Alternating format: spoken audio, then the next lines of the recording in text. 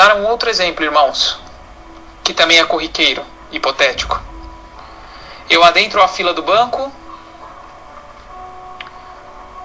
está muito cheio o banco.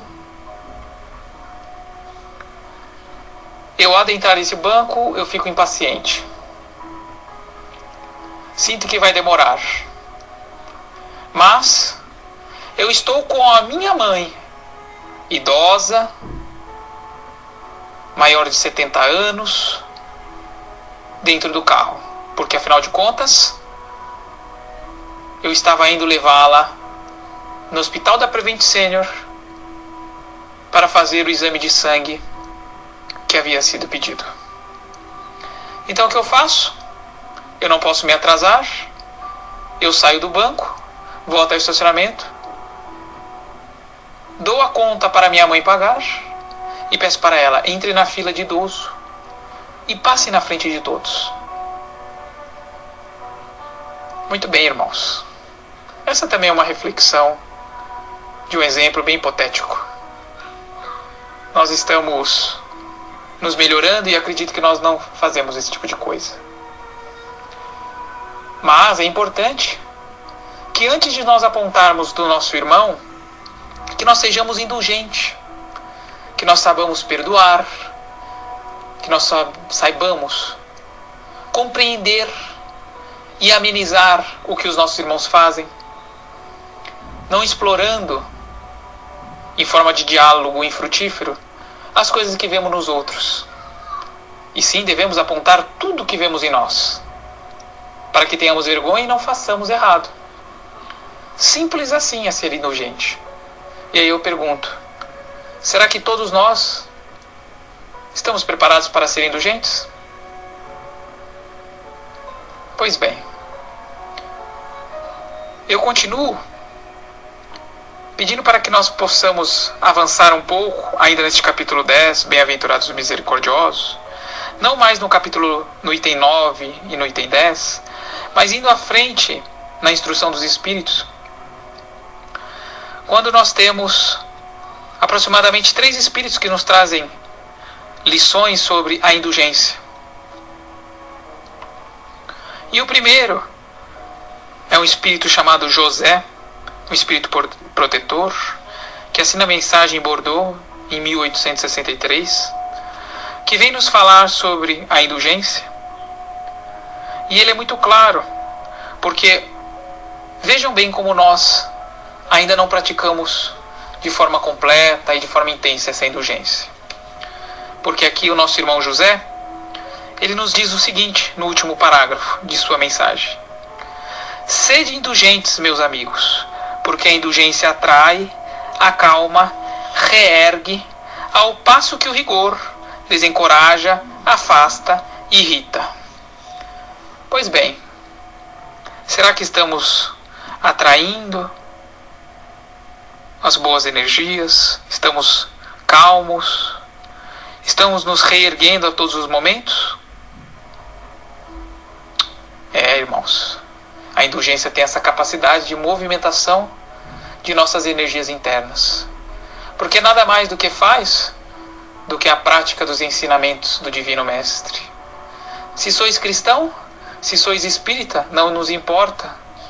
O que importa é seguir o exemplo, o guia e o modelo. E agora acabo de me recordar uma questão emblemática do Livro dos Espíritos, a questão 886, a qual Kardec indaga aos espíritos: de que forma entendia a caridade de Jesus?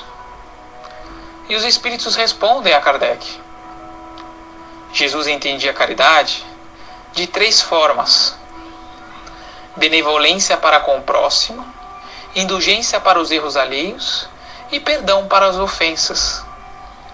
Benevolência, indulgência e perdão. É assim a qual Jesus entendia a caridade.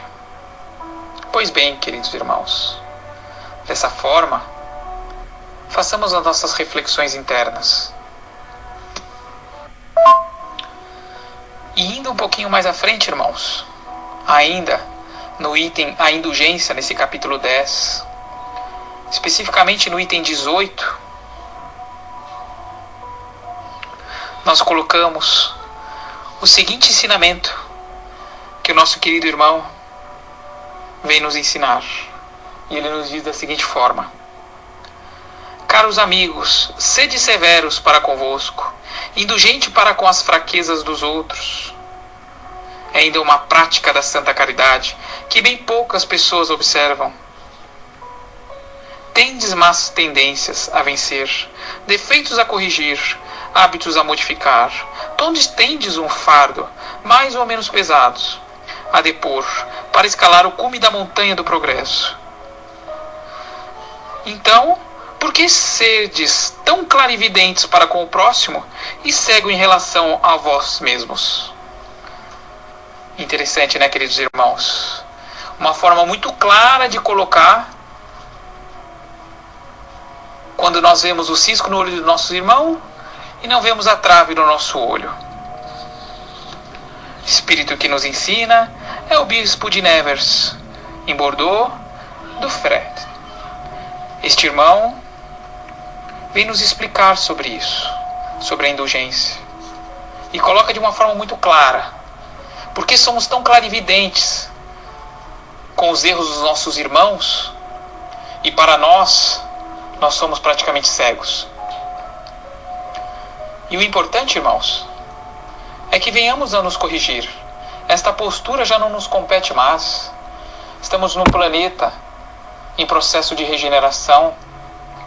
E apontar erros dos nossos irmãos, criticá-los, censurá-los, de todas as formas expor, não é o caminho.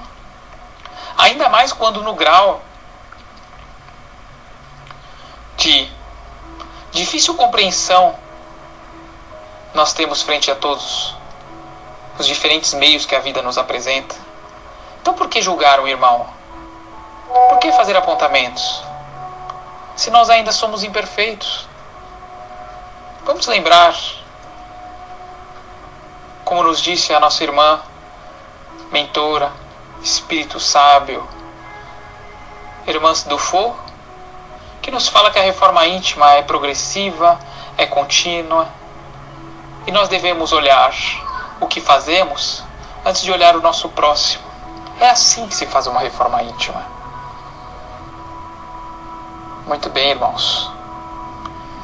Se pegarmos ainda neste capítulo 10, Bem-aventurados os misericordiosos, seguindo ao término deste capítulo, nós temos 3 perguntas que estão respectivamente nos itens 19, 20 e 21,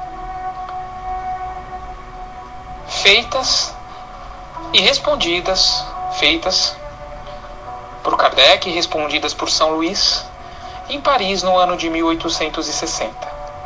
E eu peço a licença porque elas são de fundamental importância para que nós venhamos a compreender de forma muito clara como devemos agir como uma pessoa indulgente, como um irmão indulgente. A primeira pergunta, São Luís nos descreve. São Luís nos descreve neste item 19. Pergunta: ninguém sendo perfeito, segue-se que ninguém tem o direito de repreender o próximo? E aqui ele nos responde de uma forma muito simples: seguramente não. Então, irmãos, se nós não temos a perfeição, será que nós precisamos ficar repreendendo o nosso próximo, o nosso colega de trabalho, aquele parente, o nosso cunhado, a nossa sogra, o nosso genro, a fim de que eu também erro? Então, vou um pouco mais à frente, só para esclarecer. Questão número 20, item 20, a questão seguinte pergunta o seguinte: será repreensível observar as imperfeições dos outros, quando disso não pode resultar nenhum proveito para eles, quando não sejam divulgadas? Vou repetir, irmãos.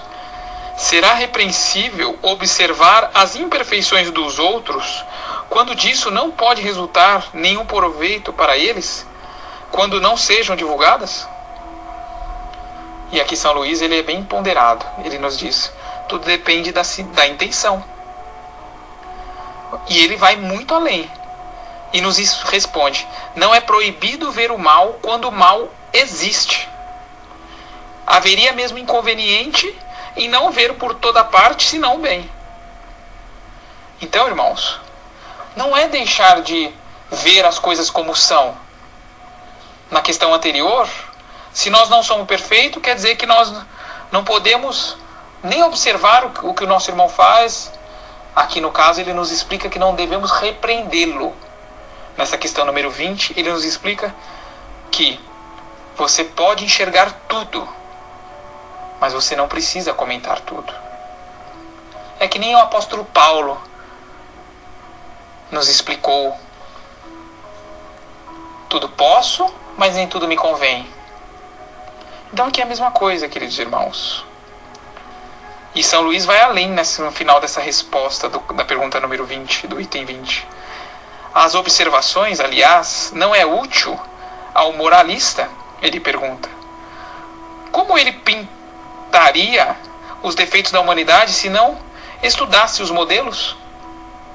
Então, ou seja, é importante que realmente venhamos a observar o que o nosso próximo faz, para muitas das vezes traçarmos uma rota por onde não queremos trafegar, ou seja, não fazer aquilo que nós vimos.